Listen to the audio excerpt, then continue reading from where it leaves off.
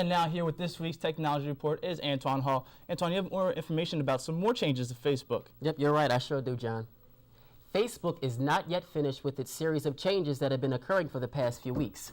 The social networking site is not only changing its timeline, but it is now adding a new web series, Aim High. Warner Brothers will be releasing the action comedy on October 18th. The series will allow users to personalize the shows and to even become a part of them. Students at Roman Catholic High School, pedestrians, and patients at Hahnemann University Hospital have one big thing in common: the dangerous crosswalk at Broad and Vine Streets. The Philadelphia Parking Authority is now taking steps to fix this problem. A red light camera was installed there earlier in October to monitor the intersection. The number of these cameras in the city now totals to 20. Violators will receive warnings for the next 60 days, and beginning in December, on December 2nd, they will be fined $100 for any traffic misconduct caught on camera. Netflix changes keep upsetting customers. The company is now splitting in two and rebranding its DVD mail service as Qwikster. Netflix will only apply to the web streaming services. If customers want both services, they will have to pay separately, and more than they did before DVD and streaming movies. And many Netflix users are simply not happy. Apple has introduced its newest iPhone. The iPhone 4S was unveiled by new CEO Tom Cook at the company's headquarters in California.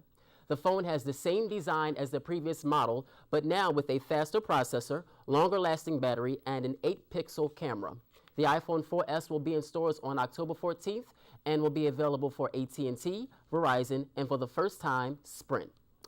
Also from Apple, there is some unfortunate news. Their founder and former CEO Steve Jobs passed away on October 5th due to cancer. He had battled with the disease for many years and resigned from Apple this past August. He was just 56 years old. And you guys know that Steve got his start right in the back of a garage during his college years. Yeah, and that really goes just to show how hard work pays off. Yep, exactly. Yes, it does. Thanks, Antoine. Yep, no problem. A Temple Dining Hall is doing its part to help in the sustainability effort. Wahida Muhammad has more. Temple University's Johnson and Hardwick Dining Hall is taking on a new challenge this year by initiating the Waste Not Project. The program is intended to raise awareness of food waste and individual portion control. Of this age group and population here at the university, meaning 18 to 21, 22-year-olds, over the past 25 years, portion sizes have more than doubled. So students' perceptions of what a portion size should be is actually almost 3 and 4 times what they actually need to be taking in. The all-you-can-eat style cafeteria makes the battle against food waste in the proverbial freshman 15 much more difficult for students. That is why the university is taking measures to help improve these bad habits. We need to get control of it as far as smaller portions, and as far as when they come in the line, when they ask for a second portion, just tell them to come back after they're done. After a day's worth of food has been tossed away, the cafeteria's waste management crew puts all of the food into these garbage disposals. Then the garbage disposals are weighed to see how much food Temple University students are wasting. I think the Waste Not Project is a good come up. I mean, we waste a lot of food here. I realize if you can use it in another place to better, the earth and the environment, I think it's a great thing. So where is all the wasted food going? Any food waste that we collect is sent to be composted and turned into fertilizer. Reporting from Johnson and Hardwick Cafeteria, I'm Wahida Muhammad, Temple Update. Still to come on Temple Update in sports, the Temple football team plays for a good cause. And Philly gets fashionable. Don't go anywhere. Temple Update will be right back. New season comes a new fall taste. It's time to smash some pumpkins as we recap the top 5 terrific fall foods. Coming in at number 5 are fall fruits and vegetables. Carrots, pumpkins, and apples highlight this category as fall favorites. So hop on a hayride and pick out the perfect pumpkin. And number 4 are comfort foods, such as sweet potato souffle and homemade macaroni and cheese. Number 3 is tailgate food. With playoff baseball, college football, and professional football in full swing, it's time to bust out the propane grills and serve up some burgers and hot dogs out in the parking lot. Coming in at number 2 is soups and stews. And the number 1 fall food is hot beverages. Nothing warms me up quite like a cup of hot chocolate topped with marshmallows or a steaming glass of apple cider. Now that you're hungry, head to the kitchen and whip up a pumpkin pie. This has been The List. I'm Amanda White. Temple Update will be back shortly.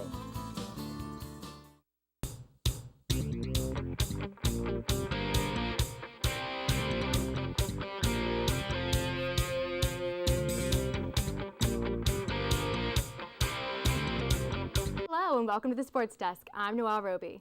Over the weekend, the Owls faced off against the Toledo Rockets. However, this was a tale of the turnover. Temple went into the game with a 3-1 record, while Toledo was 1-3. With the help of the 4 Temple turnovers, Toledo went on to make their record 2-3 with a 36-13 win over the Owls.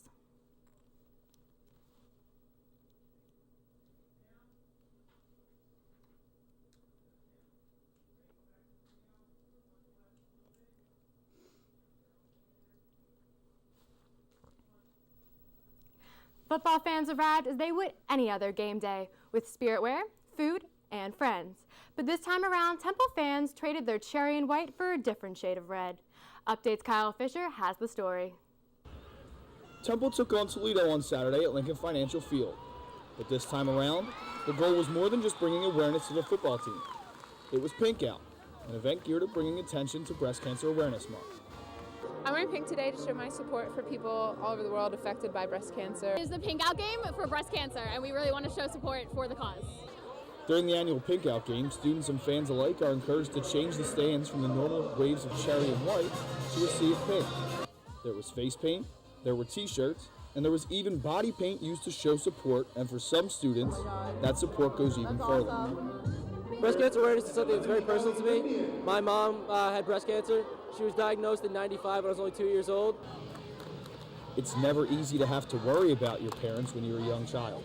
And just because you get older, it doesn't mean it gets any easier. Over the summer, we kind of had a little scare. My mom thought the cancer might have come back.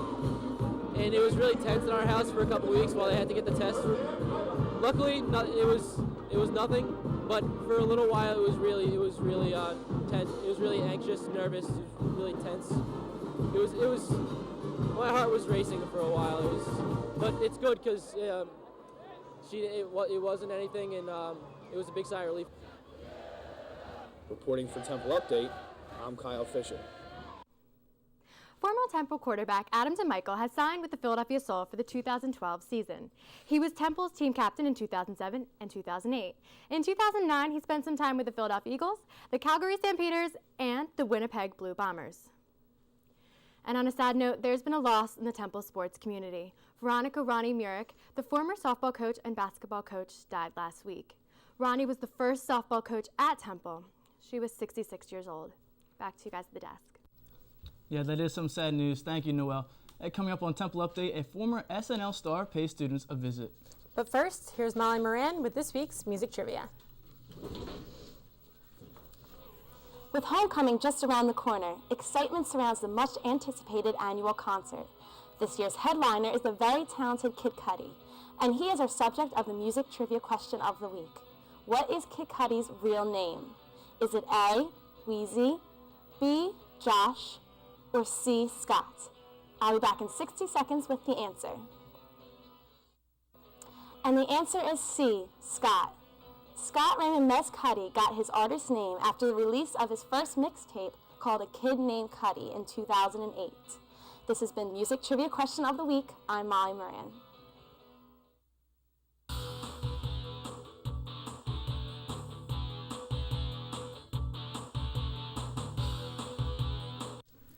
Here with this week's entertainment report is Dana Semrich. Dana has information about a fashion show that happened in Philadelphia. Thanks, Megan. I do, and this night was a blast from the past. It was a big night for fashion in Philadelphia. Fashion lovers gathered at Head House Square in Old City for a black tie affair. The event was hosted by pop star Karina Bradley. Designs were inspired from past decades with looks from the 50s to the 80s. Student designers in the Philadelphia area also had the chance to showcase their best work, giving them the opportunity to promote themselves in the industry. There's so many different styles out here, so many different designers here. This is a big event, big for networking and just, seeing how everyone can be creative in their own way. until September 24th with over 70 events over a 2-week span. The School of Communications and Theater had a special visitor come through its doors and sit at this very desk to talk to a group of our students. I was there to find out the story. With his dog at his side, legendary SNL comedian Joe Piscopo visited Temple University's newest broadcasting course last week. Behind the scenes of a talk show, welcomed their guests live in person as he talked late-night talk shows with them. The students were surprised to see just how normal their celebrity guests turned out to be off camera. It's actually a little surprising how down-to-earth these people are. Joe Piscopo, for instance, I thought maybe it would be a little different, but he was so funny, talked to him. The class, which ran for the first time over the summer, has been hosting big-name guests like Joe Piscopo, Maury Povich, and Geraldo Rivera, who feel strongly about reaching out to the future generations of broadcasting. And as I came onto the campus of Temple, I was glad that I was here because you have to give back. You have to, it's part of your responsibility and part of the human condition. Piscopo is known for his comedic performance on Saturday Night Live from 1980 to 84. He is also known for celebrity impressions, which he gave the class a sample of his David Letterman. It's funny, that Letterman never goes... I think the guest speakers and the people that we Skype with is a great component of the class because it really puts you in the business. So whereas we do read books and we discuss things like a normal course, you can actually see people and talk to people who work in the business and who can tell you the ins and outs of the industry. Excuse me, just a second here. Here's a little microphone for it. A little mic. Are you rolling now? And legendary talk show host Phil Donahue will be here via Skype on October 21st. You guys should check that out. It sounds like a great class. Thanks, Dana. Even Charlie Brown would be impressed with this great pumpkin. All 1,676 pounds of it arrived at its new Virginia home from northern Pennsylvania. Its new owner, who also grows gourds of all sizes, buys a giant pumpkin each year to wow customers.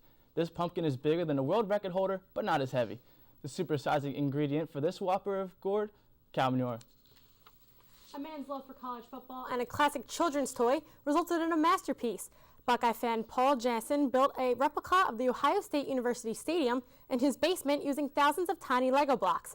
It took years to collect all of the pieces, and it took him about 2,000 hours to build the Lego Stadium. Well, that's it for this edition of Temple Update. Be sure to follow us on Twitter and Facebook by searching Temple Update. You can also watch us on Comcast Channel 50 and Verizon Fios Channel 45. For John Mailer and the rest of the Update team, I'm Megan McNerney. Thanks for watching. We'll see you next time.